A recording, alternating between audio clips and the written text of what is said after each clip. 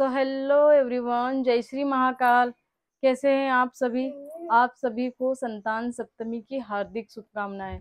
भोले बाबा सबके बच्चों को अच्छा रखे, उनकी लंबी आयु दे, उनका बहुत अच्छा करियर बनाए।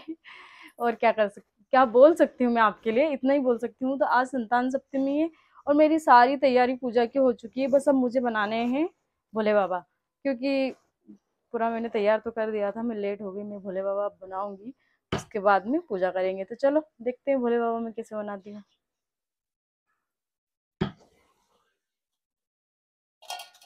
तो अब मैं बना रही हूँ शिवलिंग।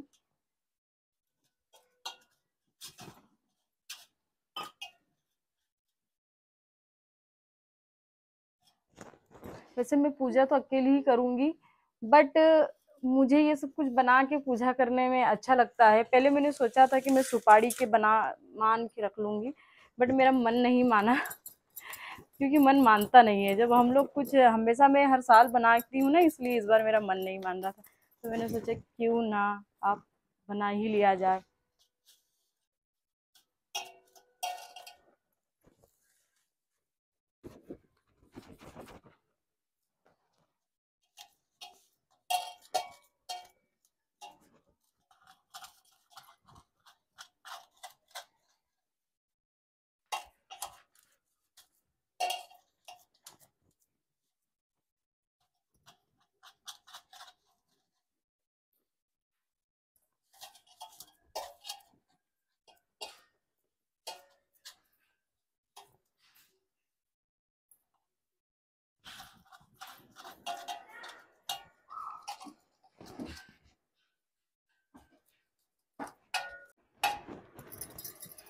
फाइनली मेरे भोले बाबा रेडी हो चुके हैं।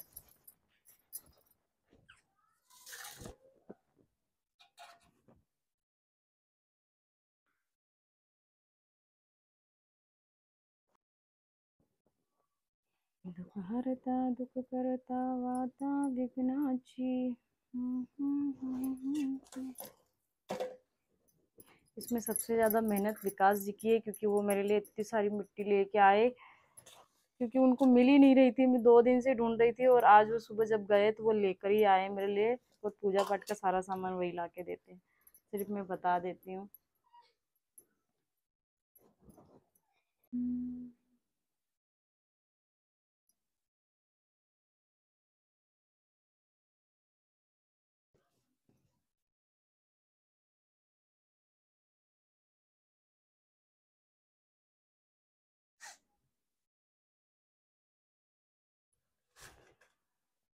सो ये हमारा बन गया।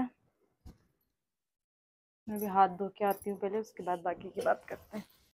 जय श्री महाकाल दोस्तों। तो आज मैंने भोले बाबा, पार्वती मैया और गणेश जी घर पर मिट्टी के बनाए हैं।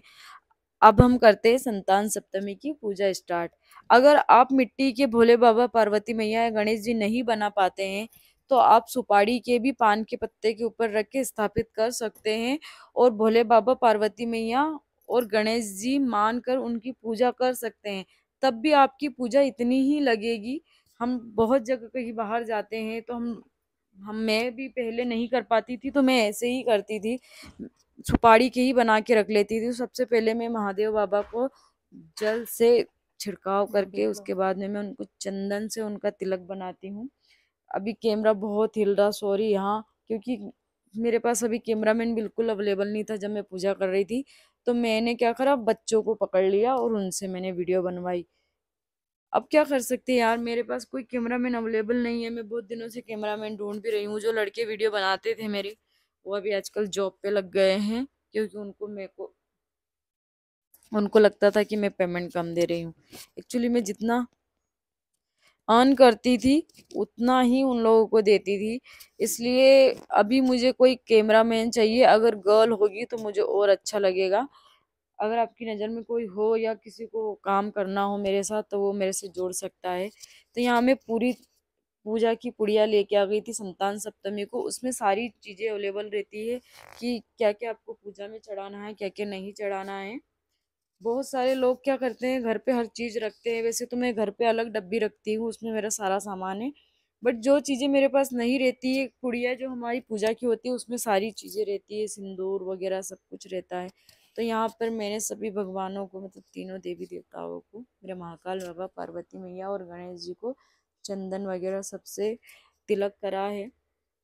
यहाँ से मेरी पूजा स्टार्ट हो सकती है। और अभी आप लोगों को देख ही रहा होगा क्लियर कि मैं थोड़ी सी पूजा में, थोड़ी सी नहीं बहुत ज़्यादा व्यस्त हूँ। और इस बात का गुस्सा भी आप लोगों को आगे दिखाई देगा। बच्चे वीडियो बना रहे हैं और कितना कैमरा हिला रहे हैं, मेरे को बिल्कुल नहीं पता था, नहीं तो मैं सच में स्टैंड पे रख लेती इसको और अच्छे से प्रॉपर तरीके से पूजा कर लेती। और ये बच्चे ना बहुत बहुत परेशान कर रहे हैं। तो यहाँ पर मैं भोले बाबा पार्वती मैया को चढ़ा रही हूँ वस्त्र, सॉरी, हाँ, वस्त्र चढ़ा रही हूँ। क्या है ना, थोड़ी सी मेरी हिंदी कमज़ोर है और इंग्लिश भी, दोनों ही कमज़ोर है, मैं ही कमज़ोर हूँ, तो इग्नोर करना मुझे भी और मेरी बातों को भी। तो यहाँ पर मैं दूध से स्नान करवा रही हूँ भोले बाबा पार्वती मैया को। दूध दही से स्नान करवाते हैं इस पूजा में, आप करते हो या नहीं मुझे नहीं पता, बट इसमें मैं प्रॉपर तरीके से पूजा करती हूँ। मैं बहुत टाइम से ये व्रत कर रही हूँ, लगभग शायद मेरा लल्ला 1 साल का था तब से मैं संतान सप्तमी का व्रत लिया है। 1 डेढ़ साल का होगा उस साल से मैंने ये व्रत लिया था, शायद उसके पहले से ही लिया था, हाँ उसी साल से लिया था मैंने। मैं छठ उसके पहले से करती आ रही हूँ। संतान सप्तमी व्रत की बहुत ही असीम कृपा सब पर बनी रहे। भोले बाबा सबके बच्चों का भविष्य उज्जवल रखे, उनको खूब तरक्की दे। और संतान सप्तमी का व्रत वो लोग भी कर सकते हैं जिनको बच्चे नहीं हो रहे हैं।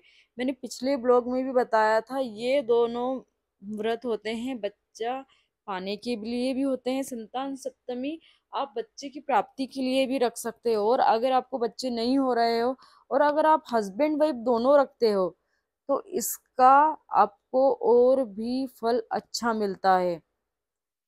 अगर आपको बच्चे नहीं हैं, अगर आप व्रत लेना चाहते हैं तो आप पहला व्रत पंडित जी से ही ले लीजिएगा, वो सारी विधि से आपको करवाएंगे। फिर आप दूसरी बार में अपने आप से भी उनसे सीख के कर सकते हैं। यहाँ पर मैं भोले बाबा को बेलपत्र चढ़ा रही हूँ। मेरी किस्मत इतनी अच्छी थी, जब मैं छठ वाले रोज बाहर गई तो मुझे कोई फूल पत्ती नहीं मिल रहा था। और आज मैं संतान सप्तमी पे जब भोले बाबा की मूर्ति और माता जी की मूर्ति और ये सब गणेश भगवान को बना के जब मैं बाहर फूल पत्ती तोड़ने गई, मेरे घर के बाहर बहुत बड़ा गार्डन है, तो मुझे वहां पर सब कुछ अवेलेबल मिला।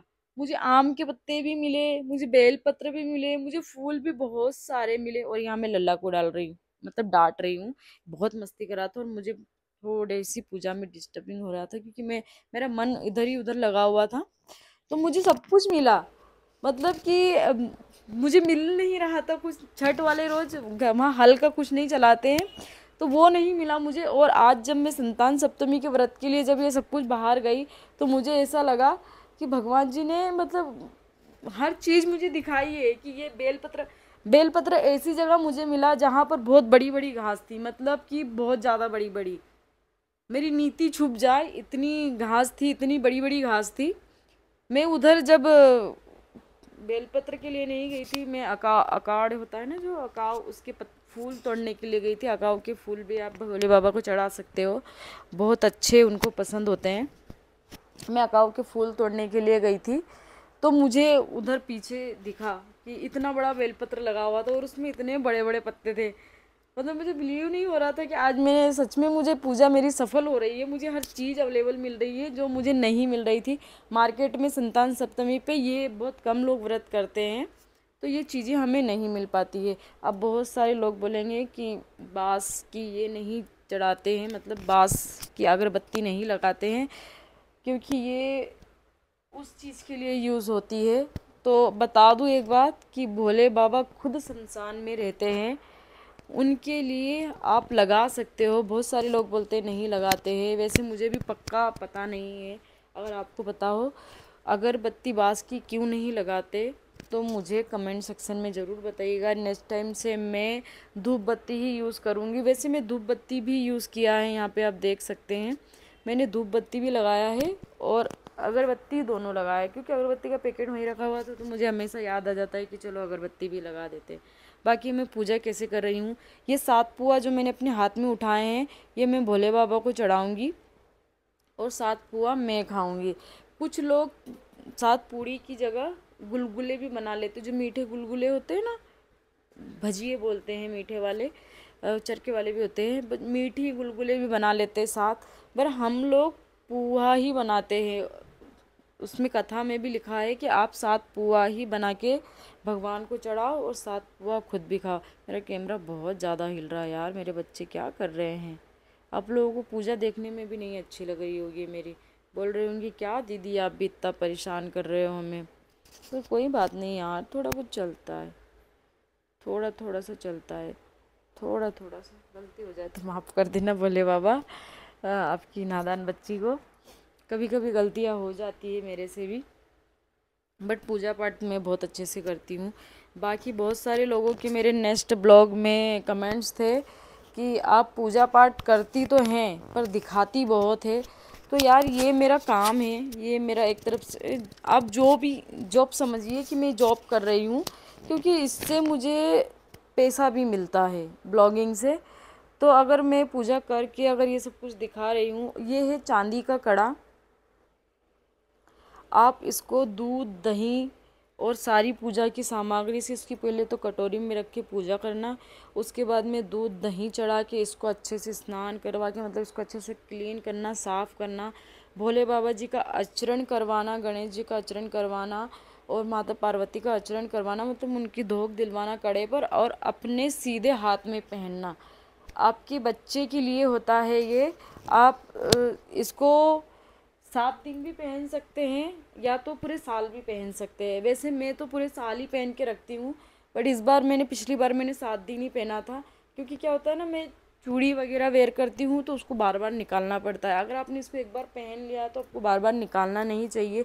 अभी भी मैंने पहना, इसके बाद मैं सुहाग की चूड़ी पहनूंगी तो मैं इसको बीच में ही रखा है। आप इसको एक बार पहन लो तो इसको बार बार निकालना नहीं चाहिए, अगर बार बार निकालना अच्छा नहीं होता है, ऐसा बोलते हैं। पर मुझे पक्का नहीं पता है। अगर आप पंडित हो या आपके घर में कोई इस चीज़, आपके घर में किसी को इस चीज़ की जानकारी हो तो मुझे ज़रूर बताइएगा, मुझे ज़रूर बताइएगा, तो मुझे भी पता चले कि इसको उतारना क्यों नहीं चाहिए। वैसे मुझे पंडित जी ने बताया था बट मुझे याद नहीं है। अब यहाँ पर मेरा पोथी पढ़ने का टाइम आ गया है, मैं पूरी कथा सुनूंगी। कथा का ब्लॉग अलग से है, अगर आप लोग कथा इसकी पूरी सुनना चाहते हैं तो मैं वो ब्लॉग अलग से अपलोड कर सकती हूँ, क्योंकि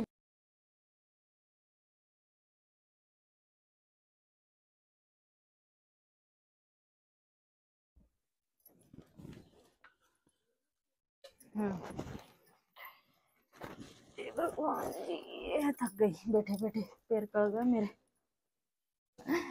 तो आप लोगों ने मेरी सारी पूजा देख ही ली है और सब कुछ मैंने अच्छे से किया या नहीं, मुझे कमेंट सेक्शन में ज़रूर बताइएगा।